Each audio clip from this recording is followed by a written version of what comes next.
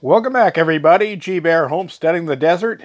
We're looking at my little weather station here, and you can see we've been having some pretty windy gusts here for the day, and the temperature is way down low, but the humidity is up. So it feels colder than it actually looks right there. I got up this morning to 54, that's 54 degrees, and I wrapped back up in the blanket and said, I'll give it another half hour. And didn't help. Anyway, wanted to start you off there because I'm going to move outside here. The girls have been hunkering down all day, although I did get some eggs out of there today. And more exciting than anything, there were eggs in the other side, the sunny side of the chicken coop.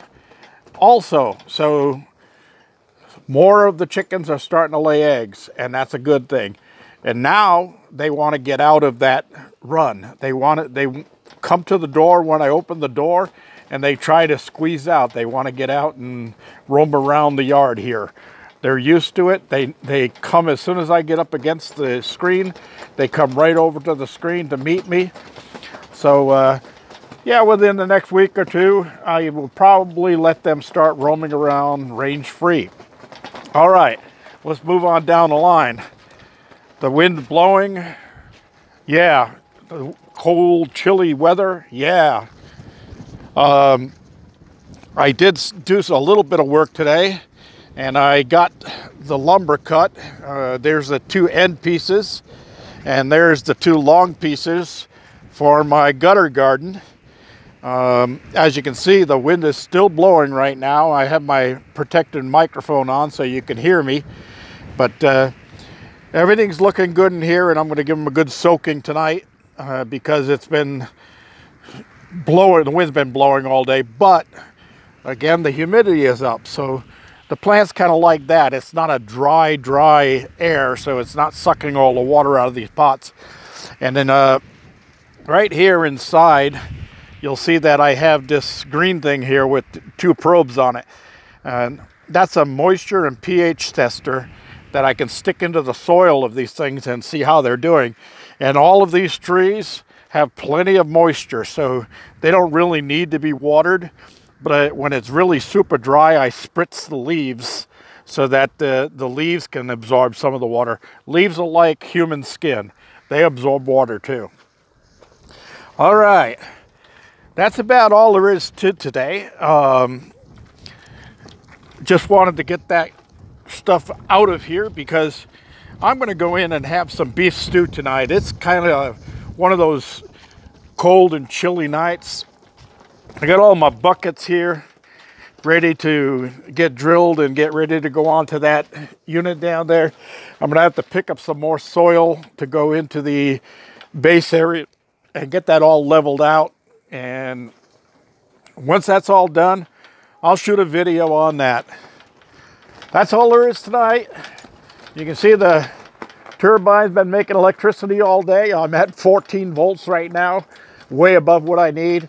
The two-way antenna problem, I started having real problems. I couldn't figure out what was going on, and I finally deciphered it. The balun, or transformer, on the first antenna up there, when that post had broken a few months ago, or a couple of months ago, and slammed down, it tweaked the antenna a little bit, but that didn't bother it. But what did happen was when it fell the second time, it actually damaged the balun. So I took the balun down, and it's loose inside of the connector, and I got it to where it would work, and then super glued it in place. And I'm getting good channels right now, but I'm only getting 19 of the 29 that I was getting before. So I'm going to have to get a new balun for that, and I'm going to go get a high quality one, see what I can do with that. And then I'll try connecting the second antenna and see if that works. Also, the combiner I was using has too many inlets on it. It's a 5-to-1 or 4-to-1, and that in itself loses, how should I put it? It loses the signal out of the open ends, and I can't find any of those little caps I have that go over them. So I'll just get the right combiner for it, and we'll do that down the line. Again, that's not priority. That's all there is to it, people. No dust devils because the air is cool, and dust devils require hot air.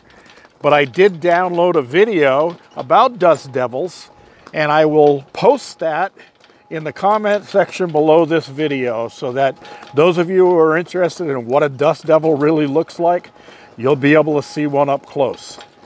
G Bear signing off.